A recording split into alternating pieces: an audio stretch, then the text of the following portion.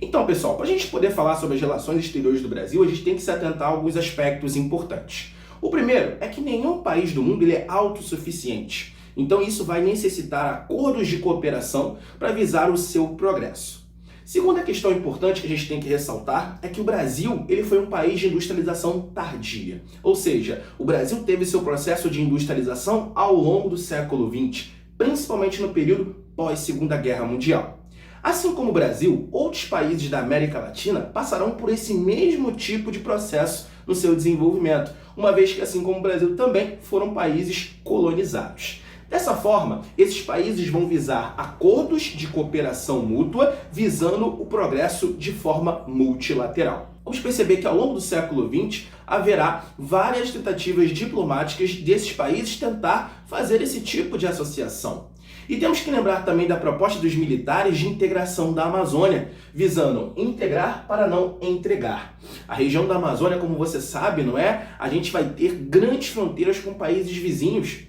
E se nós mantivermos uma relação ruim com os nossos vizinhos, a gente pode vir a ter ali riscos de invasões, riscos de anexações de territórios, enfim, isso era uma grande preocupação. Os militares visavam, não é, uma maior atração econômica para a região Amazônia, visando, claro, o seu maior povoamento. Dessa forma, podemos perceber que ao longo do século XX vamos ter algumas iniciativas, como por exemplo a ALAUC, Associação Latino-Americana de Livre Comércio. Foi um embrião das primeiras relações econômicas dos países latino-americanos na década de 60. Vamos perceber que alguns países vão começar a tentar fazer acordos visando ali a criação de uma zona de livre comércio, que se classifica como uma área de redução de barreiras alfandegárias, para facilitar, claro, não é, o fluxo de mercadorias. Quando eu falo de redução de barreiras alfandegárias, eu falo da redução de tarifas aduaneiras. Na década de 70, podemos perceber aqui já uma maior integração e a criação da OLAD, Organização Latino-Americana de Desenvolvimento e Energia. Eu quero que você se atente aqui à década de 70, que nós temos um importante contexto no mundo que vai ser a crise do petróleo. A crise do petróleo vai possibilitar ao mundo uma nova, não é, perspectiva sobre as matrizes energéticas, o que vai possibilitar a busca por fontes que vão reduzir a dependência do petróleo. No caso do Brasil, nós vamos ver que isso possibilitará um acordo para a construção da usina hidrelétrica de Itaipu, que fica tanto no Brasil quanto no Paraguai, sendo o Paraguai a área onde vai gerar a maior energia e o Brasil vai comprar o excedente dessa produção. A OLAD ficou sendo acordada no Convênio de Lima, perfeito? Posteriormente, já na década de 80, vamos perceber a criação da ALAD, Associação Latino-Americana de Desenvolvimento e Integração.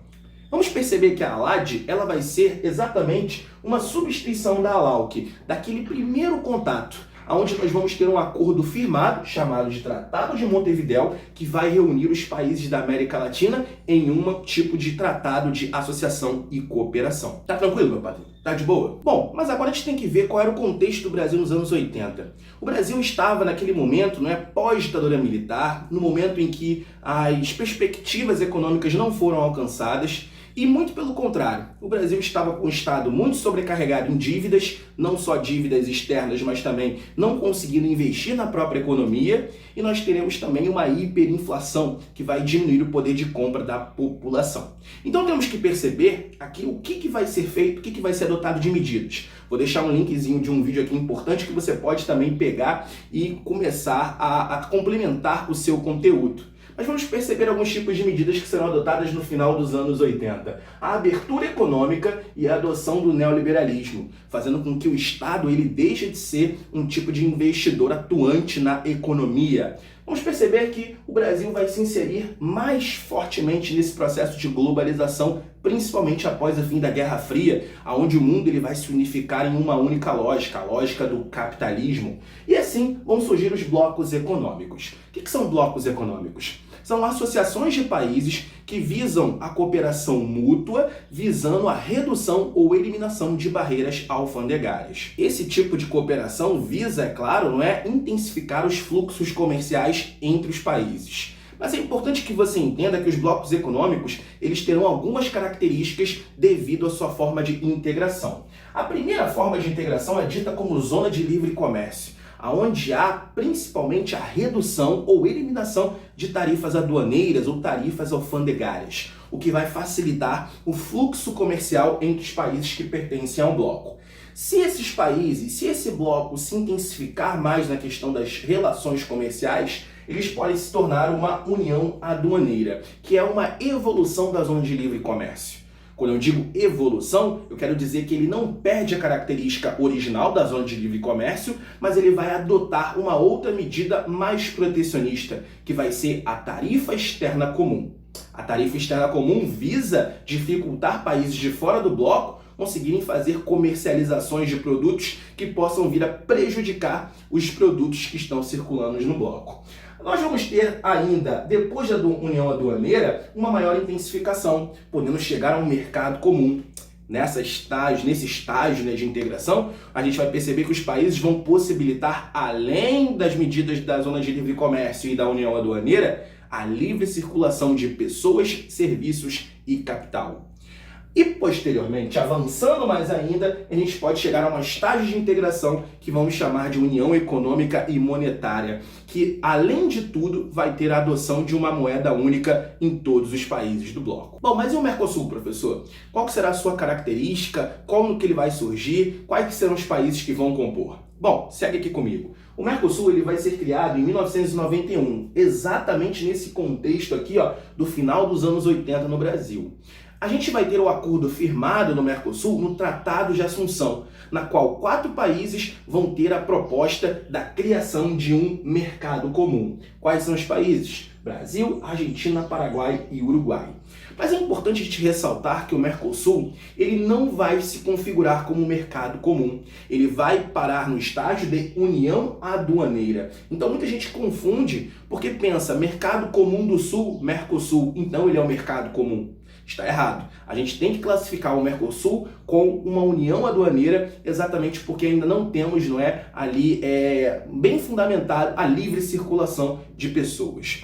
Então, o Mercosul ele vai parar nesse estágio aqui. Em 2012, vamos ter a adesão da Venezuela no bloco, fazendo com que tenhamos 5 membros definitivos. A pequena observação é que a Venezuela recentemente foi afastada do bloco por conta das suas crises políticas. Vamos perceber alguns países que são associados ao Mercosul, como por exemplo Chile, Bolívia, Peru e Equador. Quando eu falo membros associados, é que não são definitivos, pois esses membros pertencem a outro bloco e pode rolar aquele conflito de interesses comerciais entre blocos distintos. Mas eles são permitidos de fazer alguns tipos de tratados visando, fazer o fluxo de mercadorias ou matérias-primas. México e Nova Zelândia são ditos como membros observadores do Mercosul, beleza? Avançando pelo Mercosul, nós vamos ter uma outra proposta de integração, que vai ser a Unasul.